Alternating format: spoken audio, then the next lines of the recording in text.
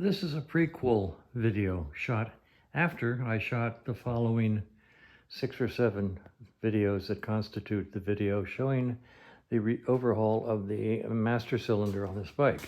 It's an apology. I am very, very sorry. Right in the center of this video that's coming up, I had the camera set in the tripod and I thought I had everything in the view, and I didn't. So you're going to see a lot of my right arm for a while I struggle to get the hydraulic seals on the plunger inside this master cylinder, for which I apologize. Got to figure out some way of checking these videos, checking the view when I have it on the tripod. I'm not real good at that yet. I'll try to do better in the future. Sorry. Okay, here comes the rebuild of the master cylinder. Well, good morning. Still the same day as when I did that test ride on the previous video. It is, let's see, 9 o'clock on the wall. By the way, this calendar is from years and years and years ago, and all the young ladies signed it to Frank and said nice things. Frank was my father. I'm a junior, and these young ladies were the Capital Bullets basketball cheerleaders. And my nephew dated one. They met my dad. They loved my dad. They wrote, and they gave him a personalized calendar, of which I now have on my wall, and I flip it over every month. Even though the dates don't match, it's fun to think of my father as I have it up on the wall. So it's kind of cool, and it's a, typical mechanic's wall has to have a pretty girl. So that's why that's on the wall. Let's see now. I've still got this Norton here. Yesterday I talked about the fact that it had a slight oil leak, and the oil was by the back wheel. And so I set up a leak test overnight, and I came out this morning and said, oh, look, it's fine, there's no oil. Great. But then I got a little closer, and I got down here, and I zoomed in here, and I realized, hey, there is oil. It's not on this side. Huh, fascinating. So let's go around the other side, and I'll show you what I found.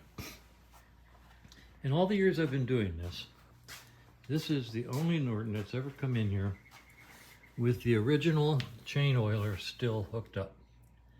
And we'll go in here and find the little chain oil jobby-do, which is right there. And there's the drip of oil right there from the old chain oiler. It comes off. It's getting ready to fall. I swear it is. Look at that. I'm not going to wait for it, but that's what I found. It might fall. Wouldn't that be cool? But I'm not going to wait. Okay, so anyway, that's what the oil came from. The chain oiler comes down from the back of the oil tank, and everybody disconnects that first thing when we get Norton's. Mine was disconnected within days of my getting my bike. So I'm going to disconnect it. I'll leave it in place, but I'll close off the hose. So the stock appearance is still there, but it won't be operational because they threw too much oil on the chain and it gets everywhere. So anyway, that's where the oil that we found yesterday was coming from. Ye old chain oiler. Okay, the other thing that's outstanding on this bike, let's see, I put the bungee cord on the front brake lever, and I see absolutely no indication of any kind of leakage. Things are dry as a bone all the way down. No leakage down here. This is the new one-piece braided steel brake line, which I like a lot. And it's tight as a drum. So we'll test ride the bike again, when we finish up all this stuff anyway. And oh, look at that, it did go down. it was pulled down overnight. Okay, that tells me there's a problem in here. We put a master cylinder rebuild kit in this thing, but look, this got pulled. Watch, I'm gonna pull it out. Okay, now I pull it out, and it immediately goes hard. Okay, that's fascinating. I don't think I've ever seen that syndrome. Okay, so good. An overnight test proved that there is a problem inside the master cylinder. We put a new master cylinder repair kit into it. We'll do it again. That'll be a make good, unless it turns out to be unrepairable.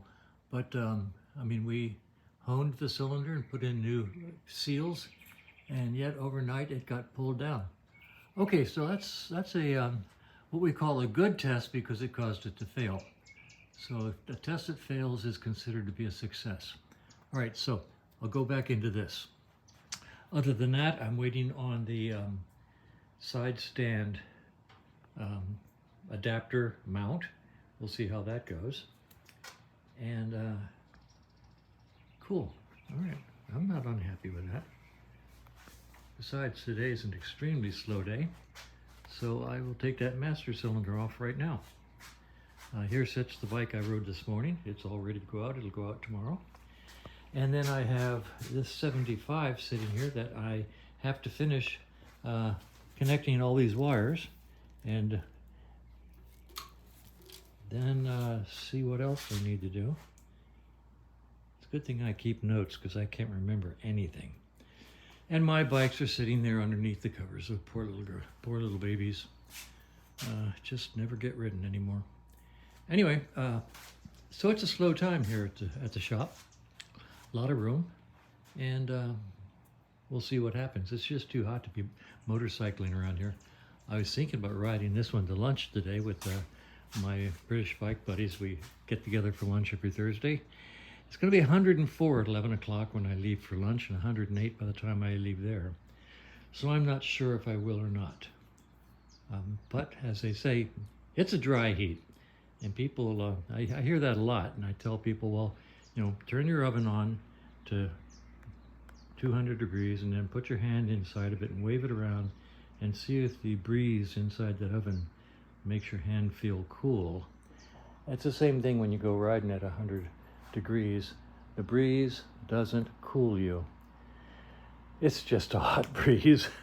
So anyway, that's the news from Lake. I am not going to say Lake Wobegon. Anyway, that's the news this morning from the shop.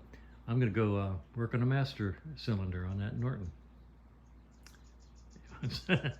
The fun just never stops. All right, I've got the master cylinder off, and I'm feeling a little bit of confusion. These 4 bolts that hold the master cylinder on were not clean. They're clean now, but they weren't clean when I took them out. They were still cruddy with corrosion. The cap is not clean, shiny, grooves not clean, and looking at the side here, the whole mechanism here is not clean. I'm beginning to believe that the master cylinder I remember rebuilding was actually on this 75 sitting over there. So I think we rebuilt the master cylinder on that 75, and that's what I thought of when I said we had rebuilt the master cylinder on this bike. Oh, by the way, when you are working with hydraulic brakes anywhere near painted surface, please drape it, cover it. Don't let the hydraulic fluid touch the paint because it'll mess it up really, really quick unless you've converted the system to .5, which I don't do because it calls for .3, and I have compromised by using .4, which is supposed to be an improved .3 and fully compatible. So that's what I use, .4. But anyway, always, always, always drape the painted parts when you're working with hydraulic fluid. Okay, so the master cylinder's here, and I'm going to take it apart now. By the way, I did go ahead and close off the chain oiler, and I decided to do it by the simple expediency of putting a piece of plastic tubing over the nozzle right there, and actually heat shrink tubing with some silicone seal inside the heat shrink, because it didn't have the sticky type, and little silicone seal inside, heat shrink it down, and then I like to crimp off the ends while the heat shrink is still hot. You just crimp off the end. I don't know if you can see that or not. And it seals it up nice and tight.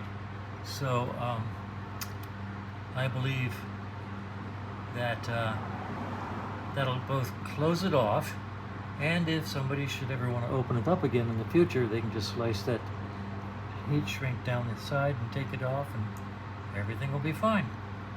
So anyway, that's where we are. I'm going to take this master cylinder apart now, and I'll do another video once I have it apart. Why is it going fuzzy on me?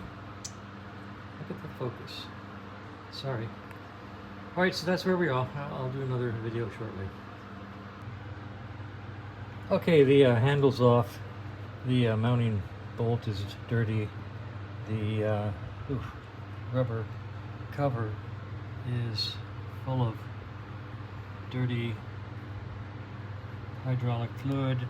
The plunger is very, very dirty. A lot of grease, or a lot of grunge.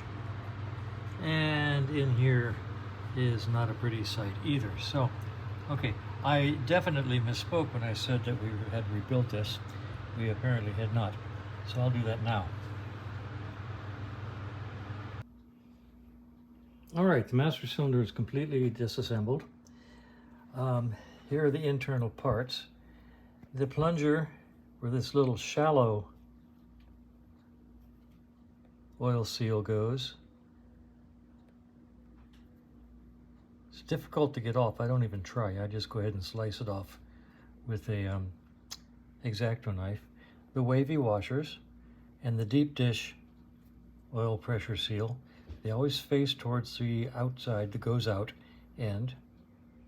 So the replacement parts is the springy holdy inner clippy thingy, which you really never need to replace. The end cap, rubber end cap, which basically you really don't have to replace, but it's always a good idea, why not? The little bitty shallow seal, the new springy washer, the new deep dish seal, and the end of the return spring, which never needs to be replaced, but why not? So I'm now going to put these new pieces on the old pieces and put it back together. And while I've got the master cylinder off, I will run a brake cone down the cylinder and just to clean it up a little bit. So things are being done. Progress is being made. Well, this will be interesting. I've never done this on video before. Like I say, this little seal, I just cut it off with a X-Acto knife. It's hard to get off, and it's even harder to get on. It has to go in this groove here, and that means it has to go over either this end to get there or this end to get there. And both of these diameters here and here are the same, so it doesn't matter. But it is difficult to get this seal facing this way, bell towards this end, into this groove over this end. So we're going to do that. I use dot 4, which theoretically is an improved dot 3. I got a little bit in here. I'm just going to wet this guy down for lubrication. And then I'm going to try to force it over this end, like so. And don't worry about it splitting, because they never have. They're just very difficult to get in over the end.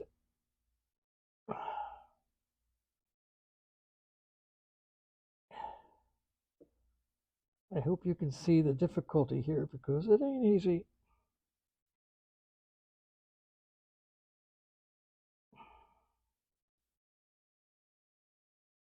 There's probably an easier way. If anybody knows it, let me know.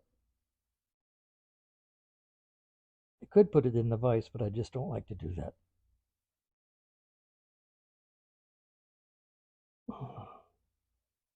And there it goes. So I got it over this. Now it's on the shaft, okay? Now the next thing you want to do is get it over the smaller one, which is easier, but not easy. I use a sharp probe. Actually made this out of a piece of coat hanger wire, I think, years and years and years ago. And I slide it in here, and I go underneath this center part, because that's not really a pressure point. Pressure's on the outside. Go under here, come out the other side, go over that guy, and pry it over like so while pressing on it to get it to go up and over as I turn it around. And it's a whole lot easier to say it than do it.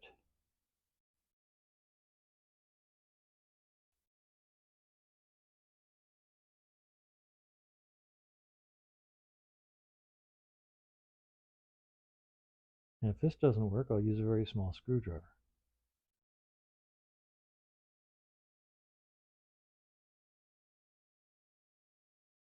I'd show you the easy way, but there is no easy way. Okay, once more I'm up and over.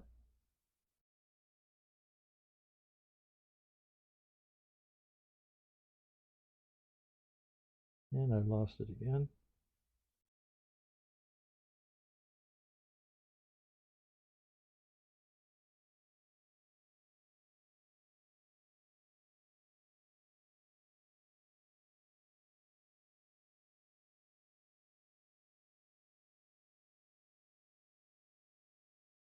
Oh, I'm not going to edit this. You're going to get the raw footage showing how much difficulty I have. And sometimes it goes on easier. Sometimes it doesn't. This is the last try with the pointed probe. And after this, I'll go to a small screwdriver.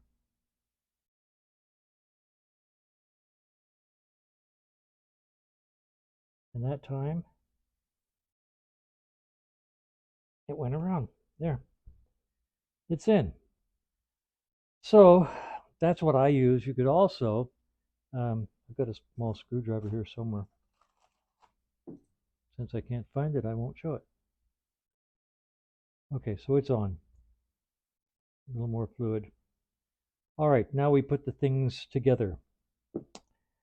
I'm not going to change the end off of this spring. It's perfectly good. All right. So this guy goes in here like so. Ting. Then this guy goes in on the end of the spring assembly.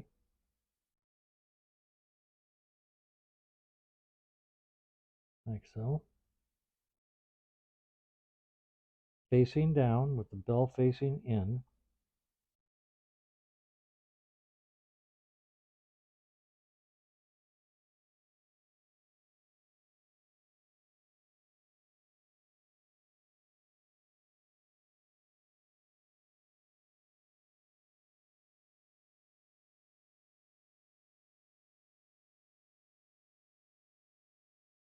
And it just flipped over. You little so-and-so.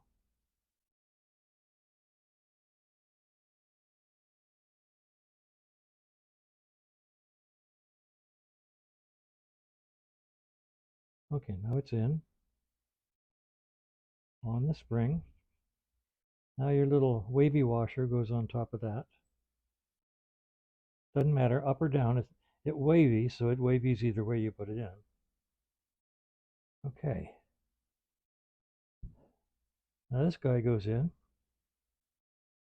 A little fluid on him doesn't hurt. He goes in like so. And you've got a nice press here. Now you get to press it in so that that washer that you put, that seal you just put on, goes into the throat. And it goes in just fine. You really don't have to worry about it. Just press it in and it'll go in.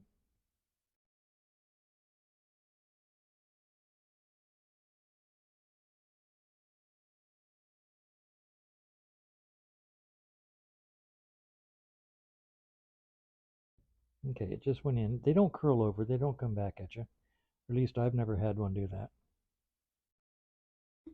Okay, so it's in. Okay, now this guy goes in. This is fun. 2 hands. It would be really nice to have 6 hands or a prehensile tongue or something.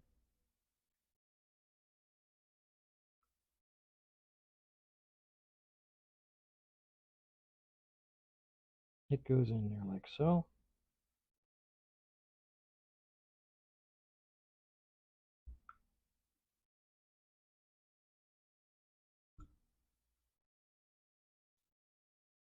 The springy, clippy washer goes on top and gets pressed in.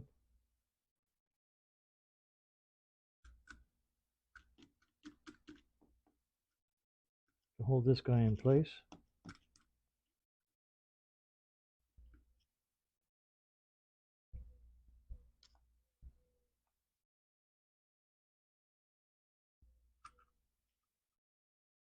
Like so. Get this over the tip.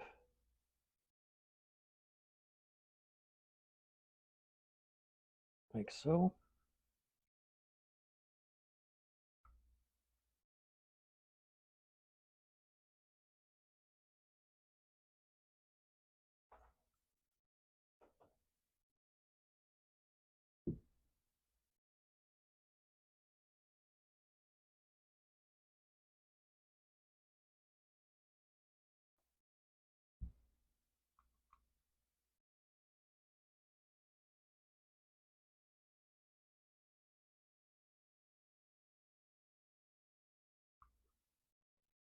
And if you're thinking this is taking a lot of trouble, a lot of time, way too much time, should go faster, welcome to my world.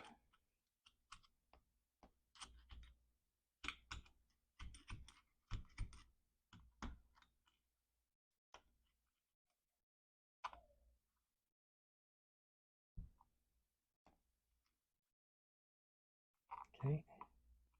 And the plunger should still be going in.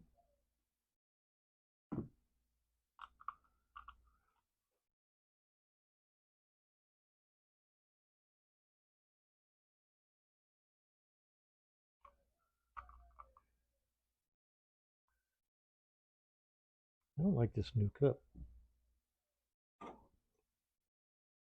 This new clip seems to be looser than the old clip.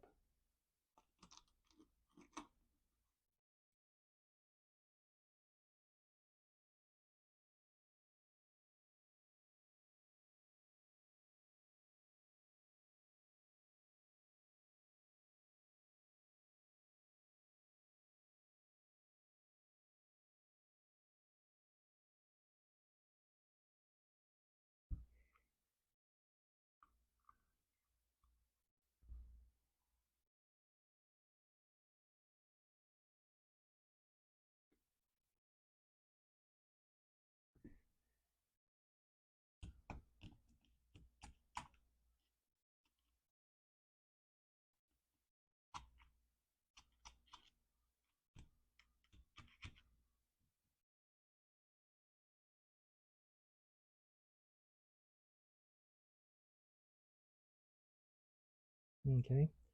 Everything's in. The plunger is inside the bore. The clip is holding the rubber down.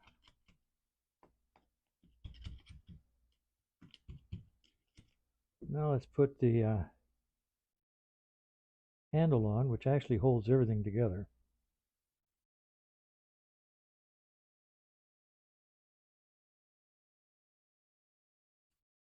Like so.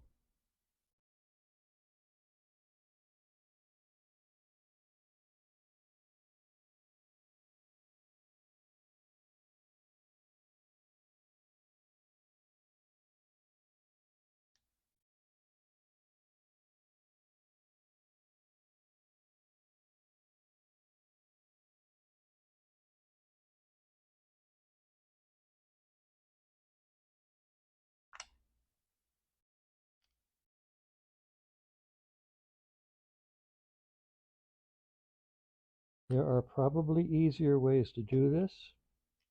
I just haven't discovered them yet. And I'm not going to put this master cylinder into a vise. I bet you it could be easier done in a vise.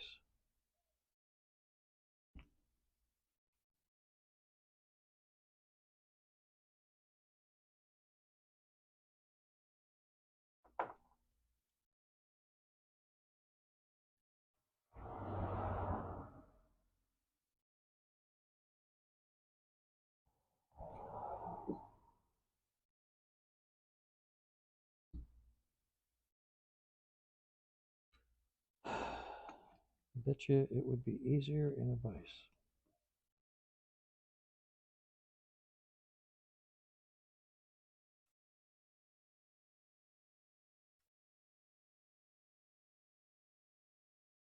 Okay, so I've got good action. All I have to do is put the bolt through there instead of the screwdriver.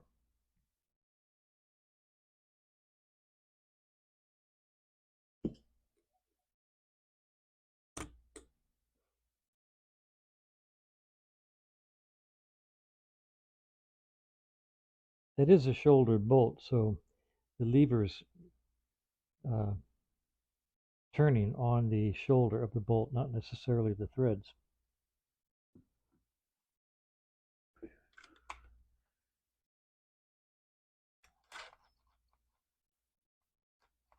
And I need a new battery.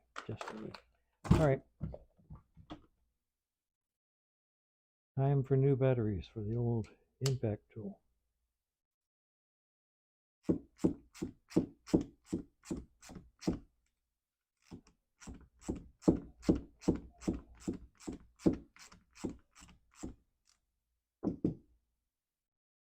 Good action.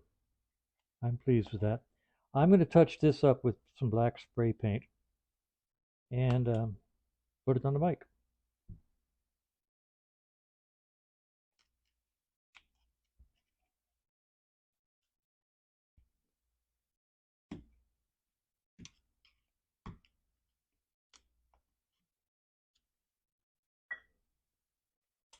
Okay, there it is, foibles and all.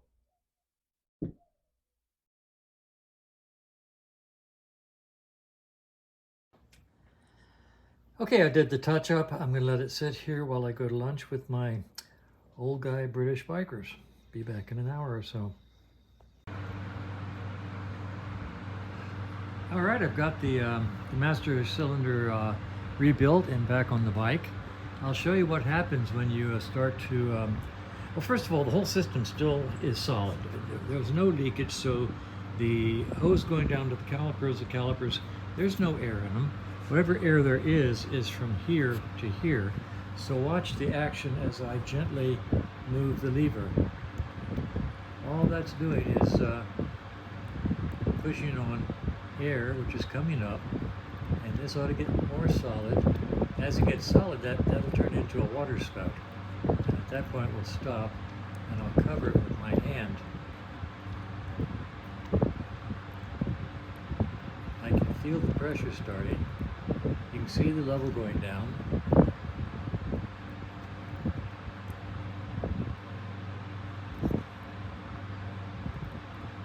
I've got about half a lever now. You can see here, right about there, I've got a good lever.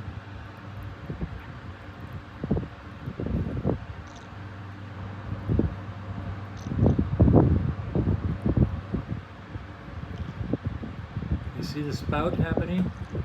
See it right there? Right there? That's the spout. That's telling you you're pretty much clear. There's no air left in the line. And now I'm going to put my hand over the top. See how it actually spouted up high enough to come out? At this point, I'm going to put my hand over the top and give it a lot of fast levers to get the last air out, but I can't show you because I only have one set of hands. So this is the beginning. What I'll do, once again, I told you the best way to finish the bleeding process is to have the bike on the side stand, leaning to the left, which puts the master cylinder high into the right, and that'll get the last few bubbles out of there. So that's what I'm going to do now. I'm going to just go ahead and get these out of here. I'm not getting any more bubbles, and I'm going to cover it over and squeeze fast and hard to clear out all the bubbles I can. All right, we're completely finished. I've got a good solid lever feel here. I've got it set up. I'll leave it overnight and check it tomorrow. In the meantime, the only thing outstanding is the side stand modified mount. We'll see how that's going.